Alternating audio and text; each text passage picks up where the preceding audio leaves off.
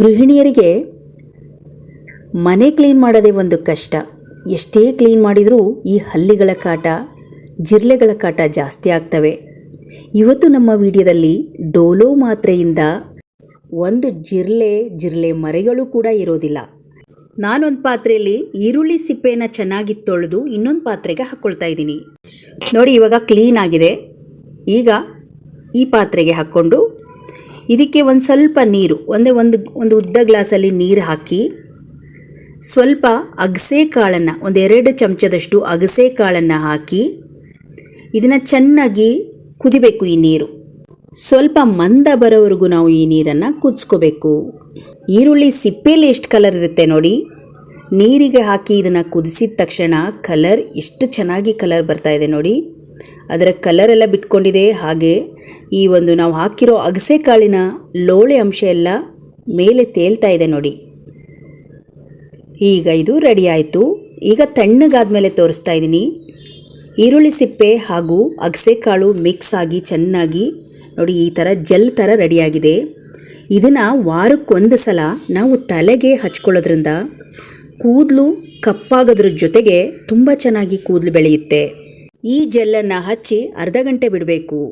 ನಂತರ ನಾವು ತಲೆ ತೊಳ್ಕೋಬೇಕು. ಶೈನಿಂಗ್ ಆಗುತ್ತೆ, ಕಪ್ಪಾಗುತ್ತೆ, ಹಾಗೆ ಕೂದಲು ಕೂಡ ಉದುರೋದಿಲ್ಲ. ತುಂಬ ಚೆನ್ನಾಗಿ ಕೂದಲು ಬೆಳೆಯುತ್ತೆ. ಟ್ರೈ ಮಾಡಿ ನೋಡಿ ಗೃಹಿಣಿಯರೇ. ಒಂದು ಪಾತ್ರೆಯಲ್ಲಿ 4 ಮೊಟ್ಟೆ ಹಾಕ್ಕೊಂಡಿದ್ದೀನಿ. ಇದಕ್ಕೆ ಸ್ವಲ್ಪ ಉಪ್ಪನ್ನು ಹಾಕೋಬೇಕು. ಮೊಟ್ಟೆ ಕ್ರ್ಯಾಕ್ ಆಗದಿರಾ ತುಂಬ ಚೆನ್ನಾಗಿ ಬೇಯುತ್ತೆ ಉಪ್ಪನ್ನು ಹಾಕಿದರೆ. ನಾವು 5 ನಿಮಿಷದಲ್ಲಿ ಮೊಟ್ಟೆನ ತುಂಬ ಚೆನ್ನಾಗಿ ಬೇಯಿಸ್ಕೋಬೋದು ನೋಡಿ. 3 ನಿಮಿಷ ದೊಡ್ಡ ಉರಿಯಲ್ಲಿ ಕುದಿಸ್ಕೋಬೇಕು. ಪ್ಲೇಟನ್ನು ಮುಚ್ಚಿ ದೊಡ್ಡ ಉರಿಯಲ್ಲಿ ಕುದಿಸ್ಕೊಬೇಕು. 2 ನಿಮಿಷ ನೋಡಿ, 3 ನಿಮಿಷ ಚೆನ್ನಾಗಿ ಕುದೀತಾ ಇದೆ. ಈ ಥರ ಕುದಿಬೇಕು. 2 ನಿಮಿಷ ಸ್ಟವನ್ನು ಆಫ್ ಮಾಡಿ ಪ್ಲೇಟನ್ನು ಮುಚ್ಚಬೇಕು ನೋಡಿ. ಸ್ಟವನ್ನು ಆಫ್ ಮಾಡ್ತಾ ಇದ್ದೀನಿ. 2 ನಿಮಿಷಗಳ ಕಾಲ ಪ್ಲೇಟನ್ನು ಮುಚ್ಚೇ ಇರಬೇಕು. ನಂತರ ತಣ್ಣಗಾದ ಮೇಲೆ ಇವಾಗ ಮೊಟ್ಟೆ ತೋರಿಸ್ತಾ ಇದ್ದೀನಿ. ಎಷ್ಟು ಚೆನ್ನಾಗಿ ಬೇಯ್ದಿದೆ. ನಾವು ಗ್ಯಾಸನ್ನು ಕೂಡ ಉಳಿಸ್ಬೋದು. ಒಂದು 20 ನಿಮಿಷಗಳ ಕಾಲ ನಾವು ಮೊಟ್ಟೆ ಬೇಯಿಸೋಕ್ಕಿಟ್ರೆ ಗ್ಯಾಸ್ ಎಲ್ಲ ವೇಸ್ಟ್ ಆಗುತ್ತೆ. ಗ್ಯಾಸನ್ನು ಕೂಡ ಉಳಿಸ್ಬೋದು ನೋಡಿ. ಬೇಕಿದ್ರೆ ಟ್ರೈ ಮಾಡಿ ನೋಡಿ. ನಾವು ತೋರಿಸಿರುವ ವಿಧಾನದಲ್ಲೇ ನೀವು ಮೊಟ್ಟೆನ ಬೇಯಿಸ್ಕೊಳ್ಳಿ ನೋಡಿ. ಮೊಟ್ಟೆ ಸ್ವಲ್ಪ ಕೂಡ ಕ್ರ್ಯಾಕ್ ಆಗದಿರ ನೀಟಾಗಿ ಓಪನ್ ಆಗುತ್ತೆ. ಉಪ್ಪನ್ನು ಕೂಡ ಹಾಕಿರೋದ್ರಿಂದ ಸಿಪ್ಪೆ ನೀಟಾಗಿ ಎದ್ದು ಬರುತ್ತೆ. ಸ್ವಲ್ಪ ಕೂಡ ಅಂಟೋದಿಲ್ಲ. ಒಂದು 5-6 ನಿಮಿಷ ಆದರೆ ಮೊಟ್ಟೆ ಬೇಯಿಸಿ ಗೊಜ್ಜುನು ಕೂಡ ರೆಡಿ ಮಾಡ್ಬೋದು. 4 ಮೊಟ್ಟೆ ರೆಡಿ ಆಯಿತು. ಈರುಳ್ಳಿ ಗೊಜ್ಜು ರೆಡಿಯಾಗಿದೆ. ಈರುಳ್ಳಿ ಟೊಮೊಟೊ ಹಾಕಿರೋ ಗೊಜ್ಜು ರೆಡಿಯಾಗಿದೆ. ಮೊಟ್ಟೆನ ಹಾಕ್ಕೊಂಡು ಇದಕ್ಕೆ ಮೊಟ್ಟೆ ಹಾಕಿ ಊಟದ ಜೊತೆ ತಿಂತಾ ಇದ್ದರೆ ಮಸ್ತಾಗಿರುತ್ತೆ. ತುಂಬ ಬೇಗ ರೆಡಿಯಾಗುತ್ತೆ ನೋಡಿ. ಬನ್ನಿ ನೆಕ್ಸ್ಟ್ ಟಿಪ್ಸನ್ನು ನೋಡ್ಕೊಂಬರೋಣ. ಹಸಿಮೆಣಸಿನ್ಕಾಯಿ ತಂದಿರ್ತೀವಿ. ಅದರಲ್ಲಿ ಕೆಲವೊಂದು ಹಣ್ಣಾಗಿರುತ್ತೆ, ಕೆಲವೊಂದು ಹಸಿ ಆಗಿರುತ್ತೆ. ಹಣ್ಣಾಗಿರೋದನ್ನ ಸಪ್ರೇಟಾಗಿ ನಾವು ಎತ್ತಿಟ್ಕೊಳ್ಬೇಕು. ಅದನ್ನು ನಾವು ಅಡುಗೆಗಳನ್ನೇ ಯೂಸ್ ಮಾಡ್ಬೋದು. ಕಾಯಿ ಜೊತೆಗೆ ಹಾಕಿದರೆ ಎಲ್ಲವೂ ಬೇಗ ಹಣ್ಣಾಗ್ತವೆ. ಹಾಗಾಗಿ ಹಣ್ಣನ್ನು ಸಪ್ರೇಟ್ ಮಾಡ್ಕೊಂಡಿದ್ದೀನಿ. ಹಾಗೆ ಇದರ ತೊಟ್ಟನ್ನು ನೀವು ಬಿಸಾಕ್ಬಿಡ್ತೀರಾ, ನೋಡ್ತಾ ಹೋಗಿ ವಿಡಿಯೋನ. ನಾನು ಇದರ ತೊಟ್ಟನ್ನು ಸಪ್ರೇಟ್ ಮಾಡಿಕೊಂಡು ಒಂದು ಬೌಲ್ಗೆ ಹಾಕ್ಕೊಂಡಿದ್ದೀನಿ ನೋಡಿ. ಬೇಷನ್ನಲ್ಲಿ ನೀರು ತುಂಬ್ಕೊಂಡಿದ್ದೀನಿ. ಈ ಎಲ್ಲ ತೊಟ್ಟನ್ನು ಬೇಷನ್ಗೆ ಹಾಕ್ಕೊಂಡಿದ್ದೀನಿ. ಒಂದು ನೈಟ್ ಹಾಗೆ ಇಟ್ಬಿಡಿ. ಈ ನೀರನ್ನು ಸ್ವಲ್ಪ ಕೊಳಿಬೇಕು ಆ ತೊಟ್ಟೆಲ್ಲ. ಈಗ ನೋಡಿ, ಒಂದು ನೈಟ್ ಆದಮೇಲೆ ಮೆತ್ತಗಾಗಿದೆ. ಈ ತೊಟ್ಟಲ್ಲಿರೋ ಅಂಶ ಎಲ್ಲ ನೀರಿನಲ್ಲಿ ಬಿಟ್ಕೊಂಡಿದೆ. ಇದನ್ನು ನಾವು ಗಿಡಗಳಿಗೆ ಹಾಕಿದರೆ ಒಂದು ಒಳ್ಳೆ ಲಿಕ್ವಿಡ್. ಗಿಡಗಳಿಗೆ ರೋಗಗಳು ಬರುತ್ತೆ. ಎಲೆಗಳ ಮೇಲೆ ಒಂಥರ ಹಳದಿ ಕಲರ್ ಆಗಿ ಗಿಡಗಳೇ ಸತ್ತೋಗ್ಬಿಡುತ್ತೆ. ಅಂಥ ಸಮಯದಲ್ಲಿ ಇಂಥ ನೀರುಗಳನ್ನು ಮಾಡಿ ನಾವು ಗಿಡಗಳಿಗೆ ಹಾಕೋದ್ರಿಂದ ಗಿಡಗಳು ತುಂಬ ಚೆನ್ನಾಗಿ ಬರುತ್ತೆ. ನೀವು ಎಷ್ಟೇ ಗಿಡಗಳು ಪಾಟ್ಗಳು ಇರಲಿ, ಎಂಥ ಕೆಮಿಕಲ್ ಲಿಕ್ವಿಡ್ ಹಾಕೋದು ಬದಲು ಈ ಥರ ಒಂದು ಲಿಕ್ವಿಡನ್ನು ಮಾಡಿ ನೋಡಿ. ಕೊಳ್ತೋಗಿರುವ ಮೆಣಸಿನಕಾಯಿನೂ ಕೂಡ ಇದ್ರ ಜೊತೆಗೆ ಹಾಕಿ ವಾರಕ್ಕೊಂದು ಸಲ ಈ ಥರ ಲಿಕ್ವಿಡನ್ನು ಮಾಡಿ ಎಲ್ಲ ಗಿಡಗಳಿಗೆ ಹಾಕೋದ್ರಿಂದ ಗಿಡಗಳ ಎಲೆಗಳು ಕೂಡ ಕೆಂಪಾಗೋದಿಲ್ಲ, ರೋಗ ಕೂಡ ಗಿಡಗಳಿಗೆ ತಗುಲೋದಿಲ್ಲ. ಈ ಟಿಪ್ಸ್ ನಮ್ಮ ಗೃಹಿಣಿಯರಿಗೆ ತುಂಬ ಯೂಸ್ ಆಗುತ್ತೆ. ಒಂದ್ಸಲ ಟ್ರೈ ಮಾಡಿ ನೋಡಿ. ಬನ್ನಿ ಮುಂದಿನ ವಿಡಿಯೋ ನೋಡ್ಕೊಂಬರೋಣ. ನಾನಿಲ್ಲಿ 1 ಈರುಳ್ಳಿನ ತೊಗೊಂಡಿದ್ದೀನಿ. ಚಿಕ್ಕದಾಗಿರುವ ಈರುಳ್ಳಿನ ಮೇಲೆ ಸಿಪ್ಪೆ ತೆಗೆಯೋದು ಬೇಡ, ಮೇಲೆ ಮಾತ್ರ ಸ್ವಲ್ಪ ಕಟ್ ಮಾಡ್ಕೊಳ್ತಾ ಇದ್ದೀನಿ. ನಮ್ಮ ವಿಡಿಯೋದಲ್ಲಿ ಈರುಳ್ಳಿಯಿಂದನೇ ಸುಮಾರು ಟಿಪ್ಸ್ಗಳನ್ನು ಶೇರ್ ಮಾಡಿದ್ದೀನಿ. ಸೊಳ್ಳೆಗಳು ಕಡಿಮೆ ಮಾಡೋಕ್ಕಾಗಿರ್ಬೋದು. ಇವತ್ತು ತೋರಿಸಿರುವುದು ಸ್ವಲ್ಪ ಡಿಫ್ರೆಂಟ್ ಆಗಿದೆ. ಈರುಳ್ಳಿ ಸಿಪ್ಪೆನ ಈ ಥರ ತೆಕ್ಕೊಂಡ್ಬಿಡಿ. ನಿಮ್ಮ ಹತ್ರ ಯಾವುದಾದ್ರೂ ಕೋಲ್ಗೇಟ್ ಪೇಸ್ಟ್ ಜೆಲ್ ಇರ್ಬೋದು ಅಥವಾ ವೈಟ್ ಇರ್ಬೋದು, ಯಾವುದಾದ್ರೂ ಕೋಲ್ಗೇಟ್ ಪೇಸ್ಟನ್ನು ಈ ಥರ ಹಚ್ಬಿಡಿ. ಕೈಯಿಂದ ಈ ಥರ ಚೆನ್ನಾಗಿ ಹಚ್ಕೊಂಬಿಡಿ. ನಂತರ ಒಂದು 3 ಲವಂಗನ ತೊಗೊಂಡಿದ್ದೀನಿ.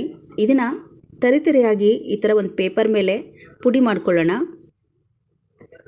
ನೋಡಿ, ತರಿತರಿಯಾಗಿ ಆದರೆ ಸಾಕಾಗುತ್ತೆ. ಇದರ ಸ್ಮೆಲ್ಲೆಲ್ಲ ಸ್ವಲ್ಪ ಬಿಟ್ಕೊಳ್ಬೇಕು, ಅಲ್ಲಿವರೆಗೂ ನೋಡಿ ತರಿತರಿಯಾಗಿ ಪುಡಿ ಮಾಡಿಕೊಂಡು ಈಗ ಈ ಪೇಸ್ಟ್ ಮೇಲೇ ಈ ಥರ ಹಾಕ್ಕೊಳ್ಳೋಣ.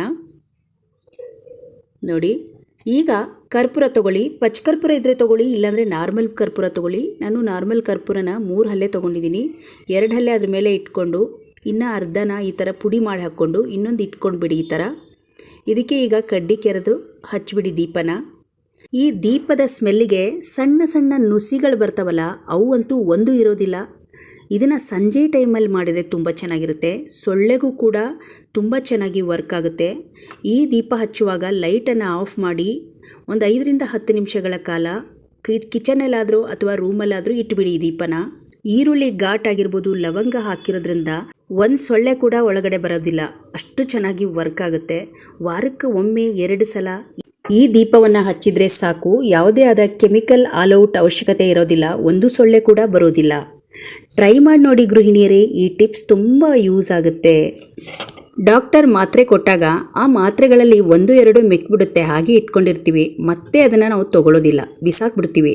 ಅದ್ರ ಬದಲು ಮಾತ್ರೆಗಳನ್ನು ಎತ್ತಿಟ್ಕೊಂಡ್ರೆ ಒಂದು ಒಳ್ಳೆ ಟಿಪ್ಸ್ಗಳನ್ನು ಮಾಡ್ಕೊಬೋದು. ನೋಡಿ, ನಾನಿಲ್ಲಿ 1-2 ಮಾತ್ರೆಗಳನ್ನು ಎಕ್ಸ್ಪೈರಿ ಆಗಿರುವ ಮಾತ್ರೆಗಳನ್ನು ತೊಗೊಂಡಿದ್ದೀನಿ. ನೋಡಿ, 2 ಮಾತ್ರೆಗಳಲ್ಲಿ ಸುಮಾರು ಲಿಕ್ವಿಡನ್ನು ಮಾಡ್ಕೋಬೋದು. ಈಗ ಇದನ್ನು ಒಂದು ಪೇಪರಿಗೆ ಹಾಕಿ ಪುಡಿ ಮಾಡ್ಕೊಳ್ಳೋಣ.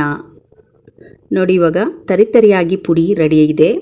ಒಂದು ಬೌಲಿಗೆ ಈ ಪುಡಿಯನ್ನು ಹಾಕ್ಕೊಳ್ತಾ ಇದ್ದೀನಿ. ತುಂಬ ಸಿಂಪಲ್ ವಿಧಾನ, ಆದರೆ ಚೆನ್ನಾಗಿ ವರ್ಕ್ ಆಗುತ್ತೆ. ನಾನು ಇದಕ್ಕೆ 1-2ರಿಂದ 3 ಚಮಚದಷ್ಟು ಡೆಟಾಯಿಲ್ನ ಹಾಕ್ಕೊಂಡಿದ್ದೀನಿ. ಇದು 2 ಹಾಕಿ ಚೆನ್ನಾಗಿ ಮಿಕ್ಸ್ ಮಾಡ್ಕೊಳ್ಳೋಣ. ಇದಕ್ಕೀಗ ಒಂದು ಅರ್ಧ ಲೋಟದಷ್ಟು ನೀರು ಹಾಕ್ಕೊಂಡು ಚೆನ್ನಾಗಿ ಮಿಕ್ಸ್ ಮಾಡ್ಕೊಳ್ಳೋಣ. ನೋಡಿ, ಇವಾಗ ಲಿಕ್ವಿಡ್ ರೆಡಿ ಆಯಿತು. ಈಗ ನ್ಯೂಸ್ ಪೇಪರ್ ತೊಗೊಂಡಿದ್ದೀನಿ. ಇದರಲ್ಲಿ ಒಂದು 4 ಪೀಸಷ್ಟು ಸಣ್ಣದಾಗಿ ಮಾಡ್ಕೊಳ್ಳೋಣ. ಎಲ್ಲಿ ಜಿರಳೆಗಳು ಜಾಸ್ತಿ ಇರುತ್ತೋ ಅಲ್ಲಿ ಒಂದೊಂದು ಪೇಪರ್ ಪೀಸನ್ನು ಇಟ್ಕೊಳ್ಬೇಕಾಗುತ್ತೆ. ಟಿಶ್ಯೂ ಪೇಪರ್ನ ತೊಗೊಂಡು ಸಣ್ಣದಾಗಿ ಕಟ್ ಮಾಡಿ ಈ ಲಿಕ್ವಿಡ್ ಒಳಗಡೆ ಈ ಥರ ಉಂಡೆಗಳನ್ನು ಮಾಡಿ. ನೋಡಿ, ಒಂದು 5-6 ಉಂಡೆಗಳಾದರೆ ಸಾಕಾಗುತ್ತೆ. ಈ ಥರ ಹಿಂಗೆ ಅದ್ಬಿಟ್ಟು ಪೇಪರ್ ಮೇಲೆ ಇಟ್ಕೊಂಡು ಬಿಡೋಣ. ಹಲ್ಲಿ ಓಡಾಡೋ ಜಾಗ ಆಗಿರ್ಬೋದು, ಜಿರಳೆ ಮರಿಗಳು ಎಲ್ಲಿ ನಿಮಗೆ ಕಾಣಿಸುತ್ತೋ ಅಲ್ಲಿ ತೊಗೊಂಡೋಗಿ ಒಂದು ಪೀಸನ್ನು ಇಟ್ಬಿಡಿ. ವಾರದಲ್ಲಿ 1 ಸಾರಿ ಈ ಲಿಕ್ವಿಡನ್ನು ತಯಾರಿಸ್ಕೊಂಡ್ರೆ ಸಾಕಾಗುತ್ತೆ. ಉಳಿದಿರುವ ಲಿಕ್ವಿಡನ್ನು ಈ ಥರ ಒಂದು ಸ್ಪ್ರೈ ಬಾಟಲ್ಗೆ ಹಾಕಿ ಎತ್ತಿಟ್ಕೊಂಡ್ರೆ ಮತ್ತೆ ನಾವು ಇದನ್ನು ಬಳಸ್ಬೋದು. ಇವನ್ನ ಸ್ಟವ್ ಹತ್ರ ಇಡ್ಬೋದು. ಸಣ್ಣ ಮರಿಗಳು ರಾತ್ರಿ ಸಮಯದಲ್ಲಿ ಈ ಥರ ಲಿಕ್ವಿಡ್ನ ಉಂಡೆಗಳನ್ನು ಮಾಡಿ ಇಡೋದ್ರಿಂದ ಬೆಳಗ್ಗೆ ಮತ್ತೆ ಎತ್ತಿ ನಾವು ಡಸ್ಟ್ಬಿನ್ಗೆ ಹಾಕ್ಬೋದು. ಇದರ ಸ್ಮೆಲ್ಲಿಗೆ ಮರಿಗಳು ಒಂದು ಕೂಡ ಓಡಾಡೋದಿಲ್ಲ. ಎಷ್ಟೇ ಕ್ಲೀನ್ ಮಾಡಿದ್ರೂ ಎಲ್ಲಾದರೂ ಒಂದು ಜಿರಳೆ ಕಾಣ್ತಾನೆ ಇರುತ್ತೆ. ನೋಡಿ, ಅಂಥ ಸಮಯದಲ್ಲಿ ಇದನ್ನು ಟ್ರೈ ಮಾಡಿ ನೋಡಿ. ಸ್ಟವ್ವಿಂದ ಕೆಳಗಡೆ 1-2 ಪೀಸ್ನ ಇಟ್ಕೊಂಡಿದ್ದೀನಿ. ಸ್ಟವ್ ಮೇಲೆ 1 ಪೀಸ್ ಆಗಿರ್ಬೋದು, ಗೋಡೆ ಮೇಲೆ ಹಾಗೆ ನೋಡಿ ಅಂಟ್ಕೊಳ್ಳುತ್ತೆ. ಈ ಥರ ಒಂದು ಅಂಟಿಸ್ಬಿಡಿ. ಮತ್ತು ಹಲ್ಲಿಗಳು ಎಲ್ಲಿ ಓಡಾಡ್ತಾ ಇರ್ತವೆ ಅಲ್ಲಿ ಈ ಥರ ಒಂದು ಕಾಟನ್ ಟಿಶ್ಯೂ ಪೇಪರನ್ನು ಈ ಉಂಡೆನ ತಗೊಂಡೋಗಿ ಅಂಟಿಸ್ಬಿಡಿ. 1 ವಾರವರೆಗೂ ಇದನ್ನು ಬಿಟ್ಟು ನಂತರ ನೀವು ಮತ್ತೆ ಬೇರೆ ಟಿಶ್ಯೂ ಪೇಪರ್ನ ಉಂಡೆಗಳನ್ನು ಹಾಕೋಬೋದು. ನೋಡಿದ್ರಲ್ಲ ಸ್ನೇಹಿತರೆ, ಇವತ್ತಿನ ಈ ಎಲ್ಲ ಟಿಪ್ಸ್ಗಳು ನಿಮಗೆ ಇಷ್ಟ ಆಯಿತು ಅಂದ್ಕೊಂಡಿದ್ದೀನಿ. ಈ ಟಿಪ್ಸ್ಗಳು ನಿಮಗೆ ಇಷ್ಟ ಆದರೆ ಒಂದು ಲೈಕ್ ಮಾಡಿ, ಈ ವಿಡಿಯೋವನ್ನು ಶೇರ್ ಮಾಡಿ. ಇನ್ನಷ್ಟು ವಿಡಿಯೋಗಳಿಗಾಗಿ ನಮ್ಮ ಚಾನಲನ್ನು ಸಬ್ಸ್ಕ್ರೈಬ್ ಮಾಡ್ಕೊಳ್ಳಿ. ಮತ್ತೆ ಮುಂದಿನ ಹೊಸ ಟಿಪ್ಸ್ ವಿಡಿಯೋಗಳೊಂದಿಗೆ ಸಿಗೋಣ. ಅಲ್ಲಿಯವರೆಗೂ ಧನ್ಯವಾದಗಳು.